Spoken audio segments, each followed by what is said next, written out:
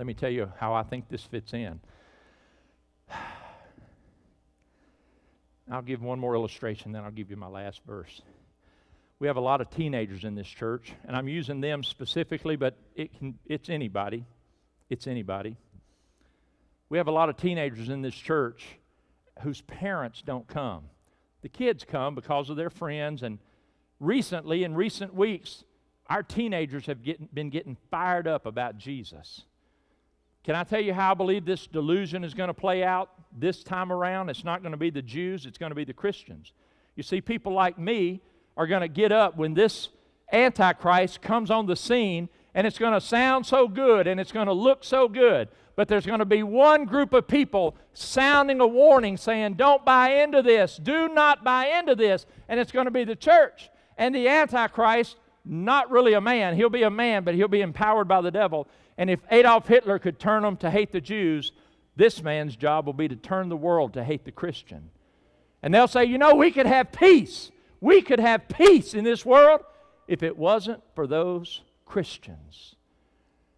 And that's going to be said and told and said and told until people are going to begin to turn in their Christian friends and neighbors and even their family members. And some of our young people whose parents do not go to church, not because they're vile, wicked, terrible people, but because they're going to be in delusion. They're going to believe the lie.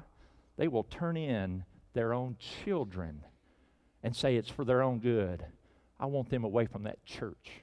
Those people out there are nuts. They're crazy. And I don't want my kids out there. And they'll turn in their own children. And then guess what's going to happen? They're going to take those teenagers, and maybe it's going to be the adults. Maybe your children are going to turn you in. I don't know.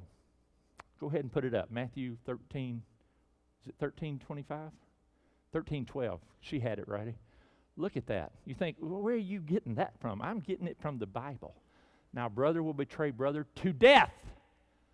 And a father his child.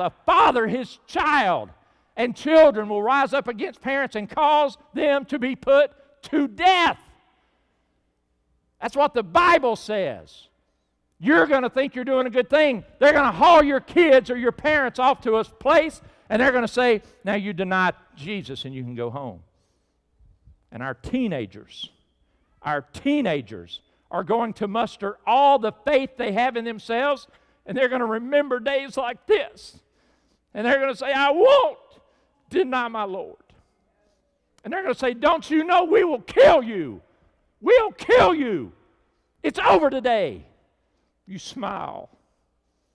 You say, no, friend, it isn't over today.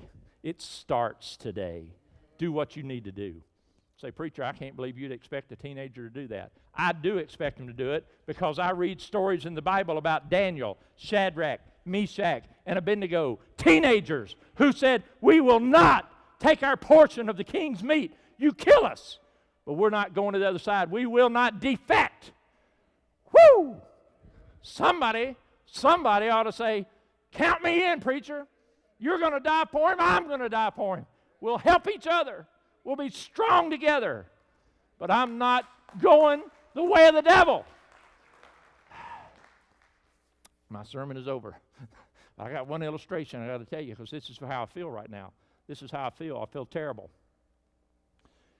See, right now, I don't know, 250, 300, 350, I don't know how many people's in this room. But on Judgment Day, not one person in this room is going to stand in front of Jesus and say, you know, I went to church all my life, and I never heard that I needed to do this. I never knew this stuff was going to happen. It's Chapman's fault over there. That guy in Moravia, he didn't tell me the truth. Not one person in this room today will stand in front of Jesus and say those words because Jesus will say, here, let me hit replay. Watch that sermon. Now, I hope that doesn't happen. I don't want that to happen. I don't want, that's like winning the debate. Here's what happened in Covington, Tennessee, my hometown. Called my dad one night. We were watching CNN. It came across the bottom of the thing. Covington, Tennessee, bridge collapsed. We're watching this on TV in Iowa. That's my hometown. I called my dad. He lives 1 mile from the Hatchie River.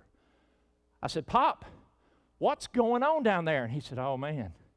He said, all your sister's friends are in the river dead. I said, what? My sister's friends were truck drivers. Well, actually, her friends were the wives of the truck drivers. 2 trucks. They'd gone to Memphis, got the trucks, took the other drivers, changed out the drivers, had all the wives, all the drivers, were going home to Ripley, the next little town up. They got to the Hatchie River Bridge. The first 2 semi-trucks dropped off of that bridge into the river. The van that the others were in dropped off the bridge. Another guy watching these lights disappear and hits his brakes, gets out and walks and goes, the bridge has collapsed. Sees cars coming, he runs and gets out in the road. He's waving.